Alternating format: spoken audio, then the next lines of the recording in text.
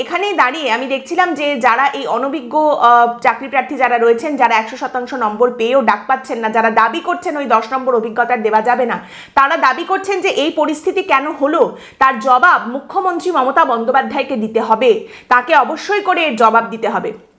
দেখুন, আমরা এমন একটা রাজ্যে থাকি, প্রথমত সেখানে এরকম আন্দোলন দেখে দেখে মুখ্যমন্ত্রী অভ্যস্ত। তার সঙ্গে আমাদের মুখ্যমন্ত্রী কিছু সমস্যা হলে বলে দেন কারুর চাকরি যাবে না, ABCDEF পর্যন্ত প্ল্যান একদম তৈরি রয়েছে, তারপর চাকরি চলে যায়। এখন তারপরে সেই DEF জানি না কত নম্বর প্ল্যানের অন্তর্গত এই অভিজ্ঞতায় 10 নম্বরের যে পুরো ব্যাপারটা তৈরি করা হয়েছে তার সঙ্গে কাট অফ রাখা হয়েছে এমনভাবেই যে এই পরিস্থিতি তৈরি করা হয়েছে। এবং সেখানেই আমার মনে হয় যে চাকরি প্রার্থী যারা পুরনো ছিলেন, যারা চাকরি হারিয়েছেন, যোগ্য চাকরি প্রার্থী কিন্তু চাকরি হারিয়েছেন এই সরকারের ব্যর্থতা, অপদার্থতা এবং দুর্নীতির জন্য, তারাও হয়তো এই কথা শুনে ভাবছেন যে তোমরা তো পরীক্ষাতেও ফ্রেশার, আন্দোলনেও ফ্রেশার, এই রাজ্যের মুখ্যমন্ত্রী শুনবেন তারপর জবাব দেবেন, এমনটা যদি তোমরা ভেবে থাকো তাহলে জানি না।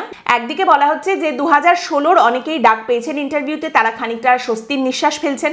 আবার আরেকদিকে এই খবরও সামনে উঠে আসছে যে 2016-র যোগ্য প্রার্থী ছিলেন, চাকরি হারিয়েছিলেন এই সরকারের দুর্নীতি এবং অপদার্থতার কারণে, এবং তারপর শুধু একাদশ দ্বাদশেরই পরীক্ষা দিয়েছিলেন, নবম দশমের পরীক্ষা দেননি, এবং একাদশ দ্বাদশের পরীক্ষাতেও তারা ইন্টারভিউ ডাক পাননি, এরকম প্রার্থীও রয়েছেন। এবং তারা বলছেন যে নতুনদের তো অনেকেই ইন্টারভিউতে ডাক পেয়েছেন, বরং বঞ্চিত আমরা হলাম, আমরা একটা চাকরি করছিলাম সেটাও গেল, এবারেও ডাক পেলাম না, এবার আমাদের জীবন জীবিকা নিয়ে কোন দিকে আমরা যাব, কি করব, আমরা কিছুই বুঝে উঠতে পারছি না।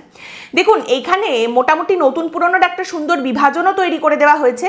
অতএব মমতা বন্দ্যোপাধ্যায় সরকার এই কাজে, যে কাজটা তারা করতে নেমেছিলেন, যে ঘোরটা পাকানো হয়েছিল সেটা ছাড়ানোর ইচ্ছা আমি জানি না কতদূর ছিল, কিন্তু যে কাজটা তারা করতে শুরু করেছিলেন সেখানে তো অনেকাংশেই তারা সাকসেসফুল, সফল হয়েছেন তারা, কোনো সমস্যা নেই।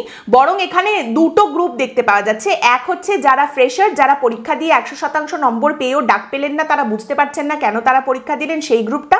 এবং আরেকদিকে যাদের চাকরি ছিল, যোগ্যতা, যাদের যোগ্যতার সঙ্গে যারা চাকরি পেয়েছিলেন, সেই চাকরি হারানোর পরে একাদশ দ্বাদশের পরীক্ষা দিয়েও ইন্টারভিউ ডাক পাননি যারা, সেই একটা পোর্শন রয়েছে।